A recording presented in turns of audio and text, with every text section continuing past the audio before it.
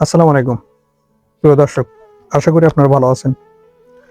নবম pay scale এখন একটা সময়ের দাবি। নবম পে স্কেল হবে, তবে নবম পে স্কেলের জন্য কিছু সময় অপেক্ষা করতে হবে, ধৈর্য ধারণ করতে হবে। কারণ নবম পে স্কেল হলো সরকারি কর্মকর্তা কর্মচারীদের যৌক্তিক দাবি, ন্যায্য অধিকার এবং বৈষম্যহীন এবং সংস্কারযুক্ত একটা দাবি।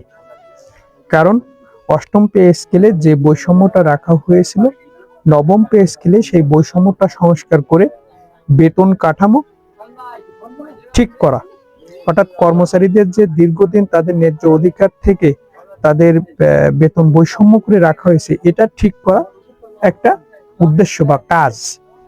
এই নবম পে স্কেলের জন্য বাংলাদেশের সরকারি কর্মচারী দাবি আদায় ঐক্য পরিষদ, সরকারি কর্মকর্তা কল্যাণ উন্নয়ন সমিতি, এরকম আরো অনেক সরকারি কর্মকর্তাদের সংগঠন, কর্মচারীদের যে সংগঠন, তারা কিন্তু কাজ করে যাচ্ছে।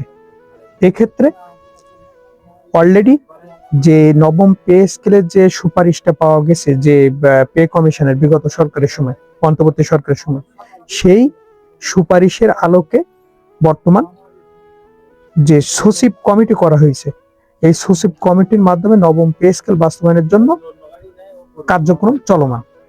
সচিব কমিটি বলতে তাদের কাজ কি? সচিব কমিটি এই সুপারিশকে বা রিপোর্টকে তারা যাচাই বাছাই করে কোনটা রাখার দরকার, কোনটা রাখা দরকার না, কোন জায়গায় যৌক্তিক দাবিগুলো বাস্তবায়ন করা দরকার, কোনগুলো অপসারণ করা দরকার, এই বিষয়গুলোকে খুঁটিয়ে খুঁটিয়ে দেখবেন।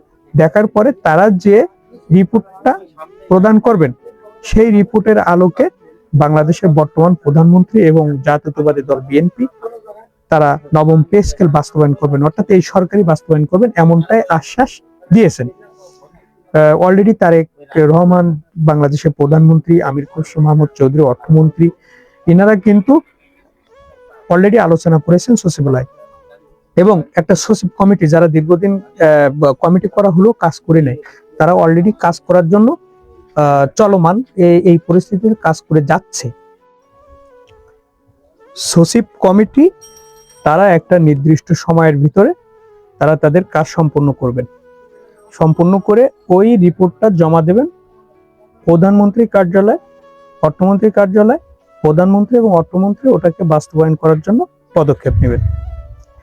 এখন এপ্রিল মাস, মে, জুন মাসে যেহেতু আমাদের বাজেট ঘোষণা করা হবে, এই ঘোষণার আগেই পে স্কেলটা বাস্তবায়ন চাই।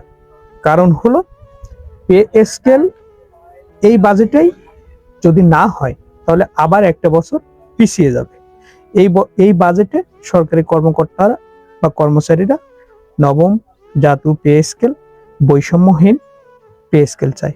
তাদের ন্যায্য অধিকার, যৌক্তিক দাবিগুলো বাস্তবায়নই হোক এই সরকারের মূলমন্ত্র।